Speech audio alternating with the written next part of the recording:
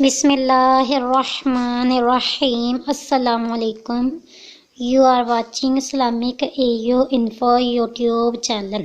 تو میں اپنے اسلامک وظائف چینل میں دل سے خوش آمدید کہتی ہوں، اور آج میں مال و دولت کی حفاظت کا وظیفہ آپ لوگوں سے شیئر کروں گی، اور اللہ تعالیٰ سے دعا کروں گی کہ جن لمحوں میں آپ مسکراتے ہو وہ لمحے کبھی ختم نہ ہوں، آپ کا دامن اللہ پاک خوشیوں سے بھر دے، ہمیشہ آپ خوش خرم آباد رہیں۔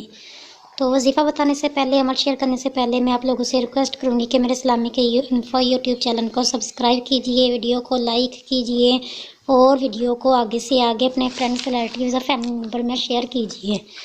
تو بہت ہی آسان سا عمل ہے۔ آپ کے پاس مال و دولت ہے، تجارت ہے، آپ کے پاس غلہ ہے، آپ کی تجوری میں پیسے پڑے ہیں، اناج ہے، کسی بھی قسم کی آپ پریشانی میں مبتلا ہیں کہ یہ چیزیں چوری نہ ہو جائیں، ان چیزوں پر کوئی ڈکیتی نہ ہو جائے، تو آپ یہ عمل کیجئے، انشاءاللہ العزیز مال و دولت اللہ تعالیٰ کے سپرد ہو جائے گی۔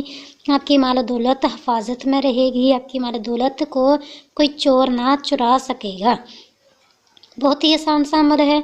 لا الہ الا اللہ، لا الہ الا اللہ 97 ٹائم، 97 مرتبہ پڑھ کر تجوری، غلے یعنی اناج، گودام، مال وغیرہ پر دم کرنے سے انشاءاللہ العزیز آفت و مصیبت سے مال و دولت کی حفاظت ہوگی۔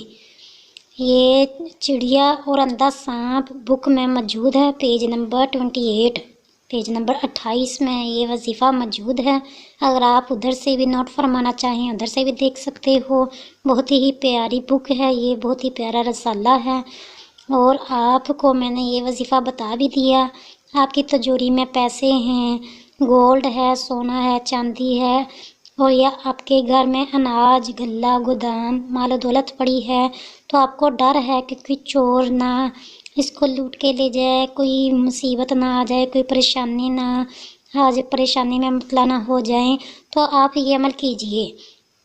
ویسے بھی ڈیلی رات کو سونے سے پہلے 3 مرتبہ آیت الکرسی پڑھ کر سونے سے بھی گھر بھر کی حفاظت ہوتی ہے، شیاطین سے وہ گھر بچا رہتا ہے، پریشانیوں سے وہ گھر محفوظ رہتا ہے۔